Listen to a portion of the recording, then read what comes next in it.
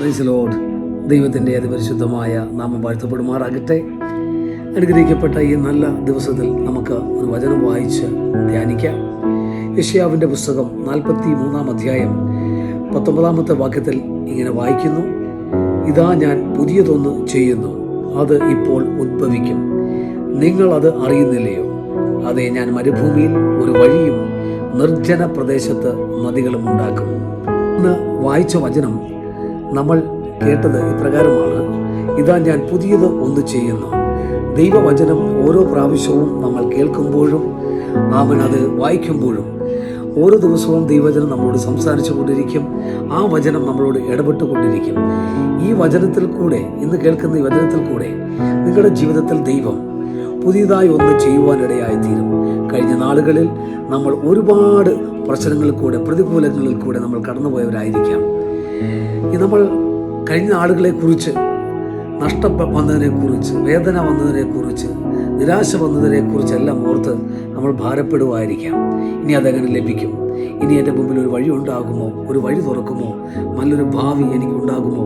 എൻ്റെ തലമുറകൾക്ക് നല്ലൊരു ഭാവി ഉണ്ടാകുമോ എന്നൊക്കെ വിചാരിച്ച് നമ്മൾ ഭാരപ്പെടുന്നുണ്ടായിരിക്കാം. എന്നാൽ തിരുവചനം പറയുകയാണ്: ഇതാ ഞാൻ പുതിയതായി ഒന്ന് ചെയ്യുന്നു. നമ്മുടെ കർത്താവ് ഈ വചനങ്ങൾ കേൾക്കുന്നവരുടെ ജീവിതത്തിൽ പുതിയ ചില കാര്യങ്ങൾ ചെയ്യുവാനിടയായി തീരും കേട്ടോ. നമുക്കെല്ലാവർക്കും അറിയാം, ദൈവവചനം എപ്പോഴും അത് അത്ഭുതങ്ങൾ ചെയ്യുന്ന വചനമാണ്. ദൈവവചനത്തിൽ വിശ്വസിക്കുമ്പോൾ നമ്മൾ പോലും അറിയാതെ ദൈവത്തിൻ്റെ കരം നമുക്ക് വേണ്ടി ചലിക്കുവാനിടയായി തീരും. മോശയ്ക്ക് വേണ്ടി, തൻ്റെ കൂടെ ഉണ്ടായിരുന്നവർക്ക് വേണ്ടിയിട്ട് സമുദ്രത്തിൽ വഴിയും പെരുവെള്ളത്തിൽ വലിയൊരു പാതയും ഉണ്ടാക്കിയില്ലേ?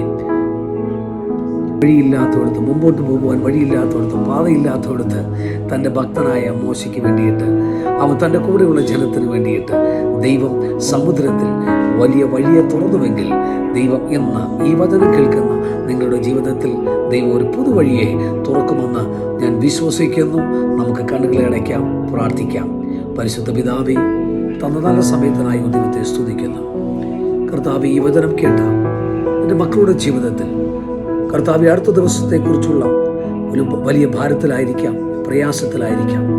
എന്നാൽ അങ്ങ് പറഞ്ഞല്ലോ, ഇതാ ഞാൻ പുതിയതായി ഒന്ന് ചെയ്യുന്നുവെന്ന്. തൻ്റെ ജനത്തിൻ്റെ ജീവിതത്തിൽ, തൻ്റെ മക്കളുടെ ജീവിതത്തിൽ ദൈവമേ, അവിടുന്ന് വലിയൊരു വഴിയെ തുറക്കണം.